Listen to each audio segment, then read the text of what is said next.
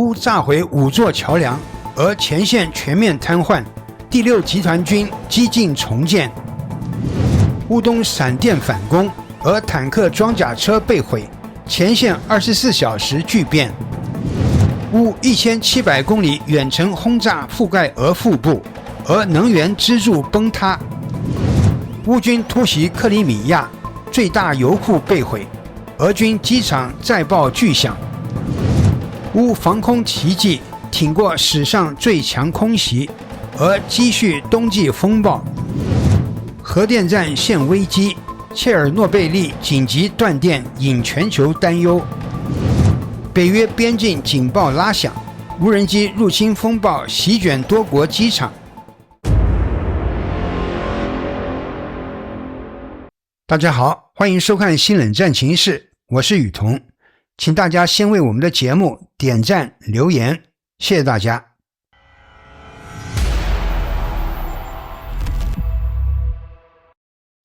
尽管东欧平原已经进入霜降时节，但战场交火依旧激烈。乌克兰战场传来的最新战报还显示，俄军原计划从利曼方向发动大规模攻势，但在行动开始前即被乌军提前瓦解。随着乌军第52炮兵旅抵达前线并展开猛烈攻击，俄军渡河据点及集结区几乎被完全摧毁，利曼防线被乌方形容为死亡陷阱。乌军动用博赫达纳自走炮与美制 GBU-39 精准炸弹，在数日内摧毁至少5座浮桥及渡河设施。乌军指出，即便在俄军强烈 GPS 干扰下，这些炸弹仍能精确命中目标。同时，乌军空军与无人机在行动初期发现俄军工程兵正在热列别茨河建造浮桥，多轮轰炸迫使俄军横渡计划终止。战果不仅限于地面，乌军 FPV 无人机部队在特尔尼村附近击毁了一辆俄军 T-90 Proryev 主战坦克。第93机械化旅摧毁4门俄军火炮，其中3门隐藏于伪装掩体内。第40独立海防旅在南线成功摧毁一艘载有登陆队的俄军船只，彻底粉碎河道突破企图。桥梁与补给路线的接连损毁，使俄军后勤体系陷入瘫痪，前线部队缺乏燃料与弹药，导致多条战线暂停进攻。乌军情报显示，尽管俄军在罗斯托夫地区尝试训练新部队进行城市作战，但仍频繁遭受乌克兰无人机与导弹远程打击。一套俄制 Buk M1 防空系统在拦截无人机过程中被击中起火，象征俄军后方安全网出现破口。分析人士指出，此次战斗表明俄军在乌东前线已转入防守阶段。乌克兰无人机对炼油厂与输油管线的持续打击，加剧了俄方工业与能源压力。尽管俄军试图以新部队重整攻势，但在失去桥梁、补给与防空支撑后，进攻动能明显枯竭。乌军前线士兵表示，他们以为能渡河突袭，结果那里成了他们的坟场。在库皮扬斯克方向，乌军表示，俄军在22个月内已有 1.3 万人阵亡。第6集团军几乎需要重建，俄方甚至被曝曾命令士兵穿便装伪装占领，结果引发敌我识别混乱和误击事件。乌方强调库皮扬斯克依旧在乌军掌控之下，并称双方阵亡比例高达10:1。军事观察人士普遍认为，俄乌战场陷入僵局，双方攻防均有进展，但规模有限，难以产生战略影响。乌方在维持防守的同时，持续消耗俄军兵力，并不断打击俄罗斯能源产业，造成燃油短缺和物价上涨。这种长期压力被认为可能引发俄国内部动荡，重演1917年的局面。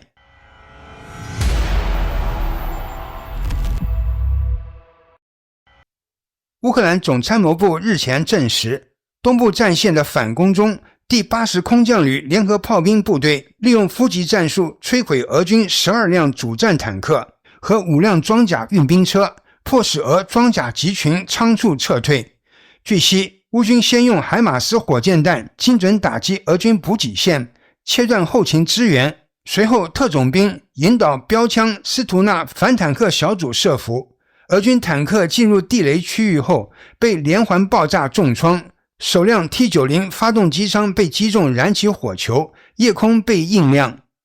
此次反攻并非单点突破，而是扎波罗热、顿涅茨克和卢甘斯克三地同时发起全域攻势。在扎波罗热，俄军投入一个营的 T-90 坦克和 BMP-3 战车，配合米28直升机空袭，乌军依托反坦克地雷阵和防空系统顶住48次攻击，同时拦截2架无人机。在顿涅茨克、波克罗夫斯克方向的战斗也尤为激烈，连续奋战90天的乌军第14旅终于短暂休整。旅长鲍勃鲁克表示，俄军装甲车辆几乎绝迹，如今大规模进攻主要依靠摩托车编队。一场进攻中，112辆摩托车载着224名俄军突击，最终仅不足10人幸存。乌军还宣布对顿涅茨克俄军第8集团军指挥部实施打击，具体损失尚未披露。在卢甘斯克第3亚速突击旅在30小时血战中收复纳迪亚村3平方公里土地，用无人机蜂群牵制俄第150摩步师撕开战区防线。乌军总司令瑟尔斯基亲赴前线督战，并透露部队推进3至7公里，收复7个定居点，总计收复面积约160平方公里。泽连斯基指出，仅波克罗夫斯克方向就俘获近100名俄军士兵，为未来谈判增加筹码。俄罗斯国防部宣称，在波克罗夫斯克西南控制所有主干道与后勤通道，物资调动毫无阻碍。然而ISW 卫星图显示，周边农田仍在正常作业，表明俄军并未完全掌控该地区。乌军还扩大打击范围，赫尔松地区摧毁俄军 Repanik 反无人机雷达，并以海马斯火箭炮打击集结点，远程重创布良斯克军事目标。军事专家认为，随着冬季临近，乌军意图多线突击瓦解俄防线，而俄军则紧急调兵堵漏。未来1个月的战线变动将决定冬季战局走向。虽然战报振奋人心，但前线残酷依旧。扎波罗热村庄被炮火夷平，居民躲防空洞超过3天。顿涅茨克医院伤员源源不断，医护人员连续工作20小时无休。被摧毁的坦克旁散落士兵遗物，无声诉说战争代价。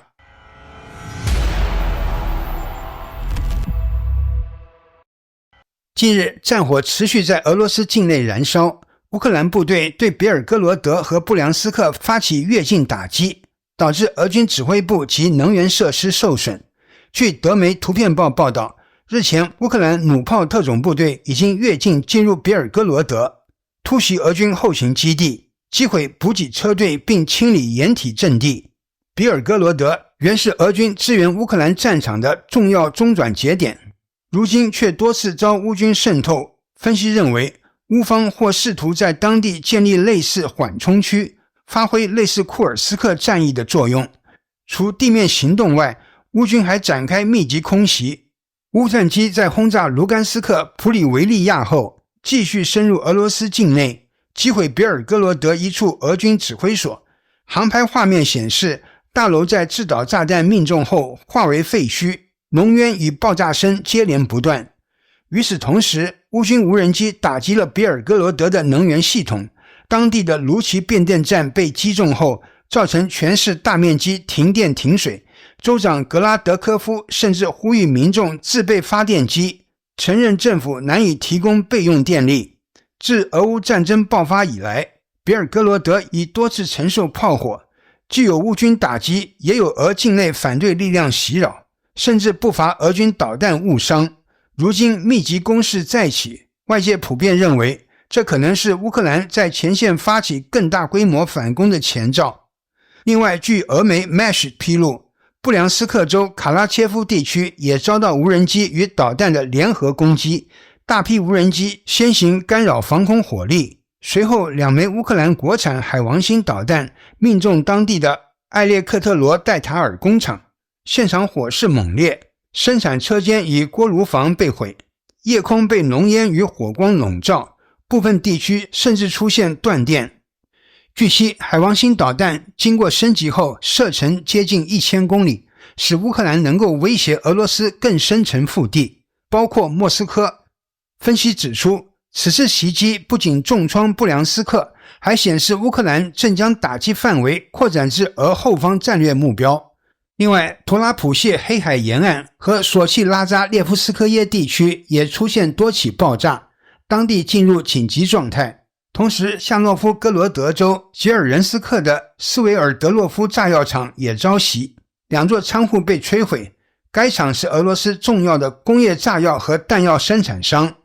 产品包括反坦克导弹巨能装药、防空系统弹头以及航空炸弹部件。此次行动旨在加剧克里米亚地区燃油紧张，影响民用与俄军后勤补给，使该地区作战环境对俄军更加不利。此外，乌克兰无人机还袭击了夏诺夫哥罗德州的科斯特洛沃炼油厂，该厂隶属卢克石油，是俄罗斯产能第4大的炼油设施，自战争爆发以来多次成为乌军目标。最近一次袭击发生在9月16日，尽管无人机攻击造成破坏，炼油厂仍能修复并恢复生产。这显示出用无人机彻底摧毁俄罗斯大型炼油厂的难度。专家指出，自杀式无人机作战部重量有限，仅数十千克，相比之下，俄军发射多枚导弹联合无人机进行打击时，能对设施造成长期瘫痪。有分析认为，此次对科斯托洛沃的攻击可能是乌克兰对9月16日行动效果的评估与补刀。此前，美媒报道美国向乌克兰提供了情报支持，但具体细节尚未得到官方确认。还有消息指出，在俄军控制的马里乌波尔帕夫洛皮尔附近，乌军破坏小组引爆一处大型弹药库，现场传出10余次剧烈爆炸，并引发大范围火灾，俄军损失严重。莫斯科科技城内的多家科技和无人机公司发生火灾，损失情况尚未明确。2个月前启动远程袭击行动以来，乌克兰无人机已成功打击16家俄罗斯炼油厂，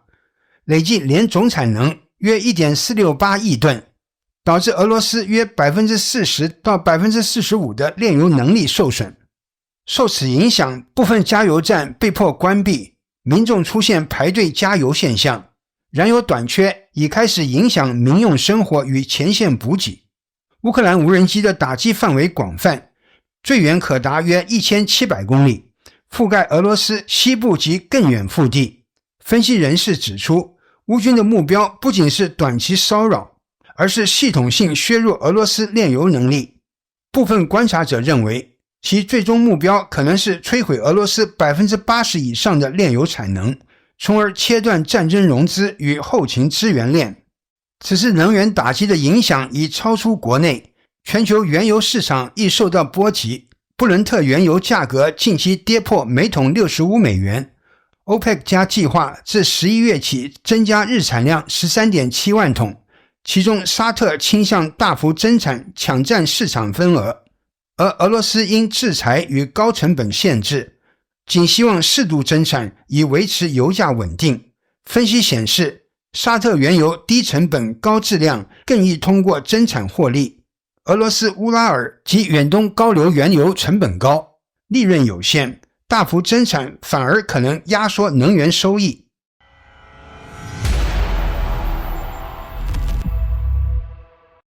重磅消息显示，10月6日深夜，乌克兰对克里米亚能源与军事目标展开新一轮大规模打击，多处俄军设施接连发生爆炸。据开源情报技术报道，新费多里夫卡与萨基空军基地首先遭袭，1小时后，费奥多西亚、叶夫帕托里亚和卡察机场也传出爆炸，至少有一套 S-400 防空系统雷达被摧毁。另外，克里米亚当地最大的油库费奥多西亚油库在猛烈空袭中遭到重创，34个储油罐中已有13个被点燃，现场火光冲天，爆炸不断，甚至在海上也能清晰看到巨大的火球与浓烟。与此同时，克里米亚萨基军用机场附近也传出剧烈爆炸，居民称看到火光。当地当局已下令禁止拍摄相关画面。近期，乌军频频瞄准克里米亚能源与空军设施，萨基、贝尔贝克等机场接连受损，俄军战机难以顺利起飞。另外，乌克兰总参谋部日前宣布，其特种部队在凌晨对俄军一艘小型护卫舰实施远程打击。袭击发生在卡雷利亚地区奥涅加湖上，目标是俄军豹图 M 级护卫舰格勒号。该舰具备发射口径巡航导弹的能力，原计划从波罗的海转赴里海，参与对乌的远程打击，但被乌军无人机击中右舷引擎舱，受到严重损伤。乌方强调，此举不仅削弱了俄海军力量，也帮助北约减少侧翼威胁。除舰艇外，乌军还在库尔斯克击毁一辆伊斯坎德尔 M 导弹运输车和一套 Garmin 雷达，在沃罗涅日则摧毁了一套 P-14F Lina 远程雷达及一套 Sapka 2雷达系统。分析人士指出，雷达是俄军防空体系的核心，价值高，替换困难。乌军持续打击雷达设施，疑似意在撕开防空缺口，为未来在克里米亚的更大规模行动铺路。作为回应，俄军于10月4日清晨出动无人机袭击苏梅州肖斯特卡火车站，袭击波及一列开往基辅的客运列车及当地通勤列车，造成至少1人丧命，约30人受伤。乌方指责俄军动用2次打击战术，故意在救援人员抵达后再次发动攻击。乌克兰总统泽连斯基谴责此次行动是残暴的无人机袭击。外交部长西比哈更直言，俄军升级自杀式无人机，已能锁定包括客运列车在内的移动目标，显示其对平民安危的漠视。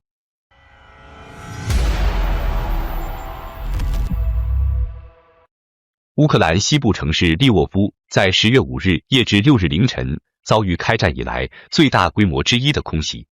根据乌克兰空军通报，俄军在本轮攻势中出动了496架无人机和53枚导弹。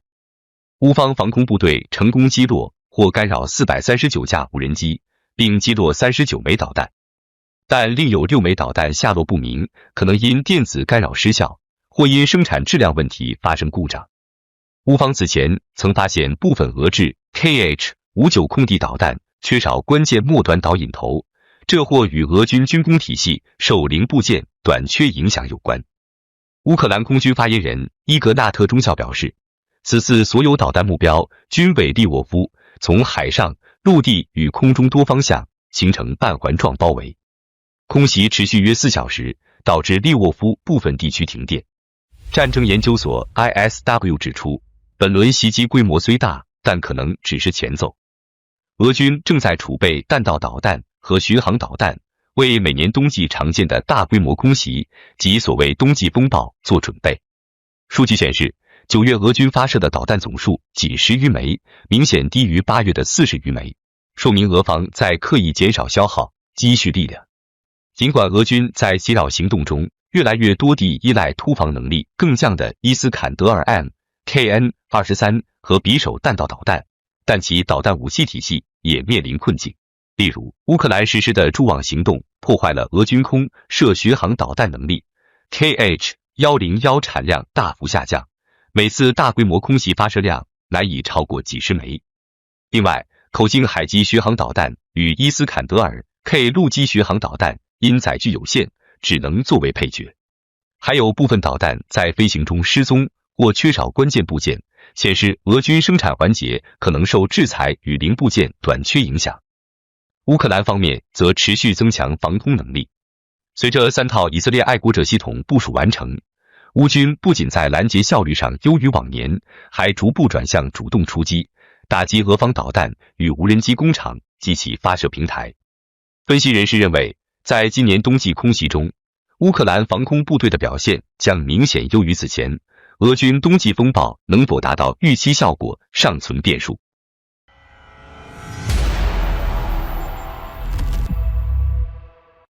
日前，乌克兰能源部通报称，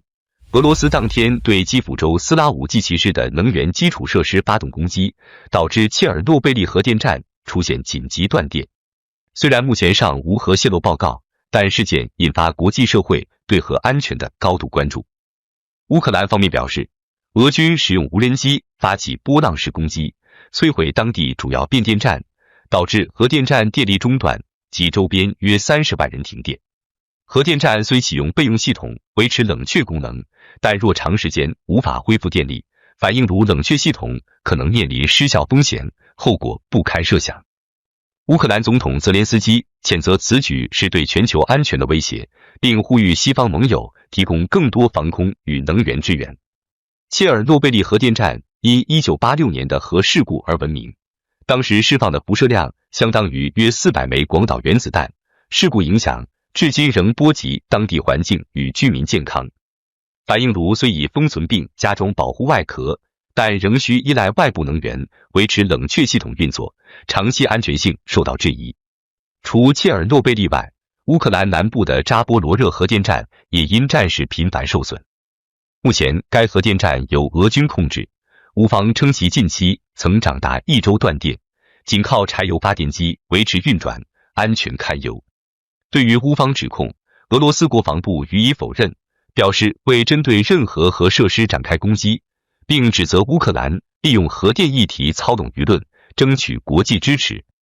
中国军事自媒体指出，一旦核电站在战争中失去能源供应，冷却系统可能停摆，反应炉过热，甚至引发核事故，其影响不仅限于乌克兰，也可能波及整个欧洲乃至全球。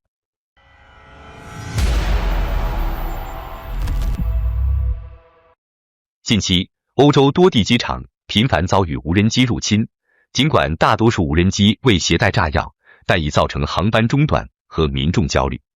挪威奥斯陆国际机场因无人机短暂关闭，德国慕尼黑、柏林等机场亦曾受到影响，导致航班取消，数千旅客滞留。波兰、丹麦等国也报告了类似事件。波兰在9月击落3架不明无人机，哥本哈根机场因无人机闯入被迫关闭。德国总理默茨公开指责俄罗斯可能操控这些无人机，称其入侵频率甚至超过冷战时期，但迄今无人机均为侦察用途。俄罗斯外交部则否认，并称这是欧洲的假旗行动。外交部发言人扎哈罗娃讽刺德国调查无人机事件要到下个世纪。专家认为，这类事件更像是心理战或灰色地带挑衅，通过测试北约及欧洲邻国的防御能力来施加压力。历史上，北欧曾多次出现类似幽灵飞机或不明潜航物事件，通常伴随地缘政治紧张和民众焦虑。剑桥大学学者指出，这类无人机行动既展示了技术存在感，也暴露了防御脆弱性。奥克兰大学讲师巴索罗谋称，目前正值完美风暴，俄乌战争与国际政策不确定性叠加，使欧洲社会对空中威胁异常敏感。作为回应，北约在芬兰建立新的司令部和指挥中心，直接位于俄罗斯边境，以强化波罗的海和北极地区防御协调与战备能力。同时，北约扩大无人机防御网络，并部署快速反应旅，进一步增强东翼军事力量，向俄罗斯发出强烈信号，表明已做好应对潜在局势升级的准备。好的，感谢您一口气看到最后了，这是对我们最大的鼓励和支持。要看最全面、最及时准确的战场热点报道更新，就请每日锁定新冷战情势。如果您喜欢我们的节目，也请您点赞、留言、订阅，把视频分享出去，让更多的人看到这个节目。想要赞助我们的朋友，可以打开超级感谢打赏赞助，帮助我们能持续做出更多好节目。谢谢大家。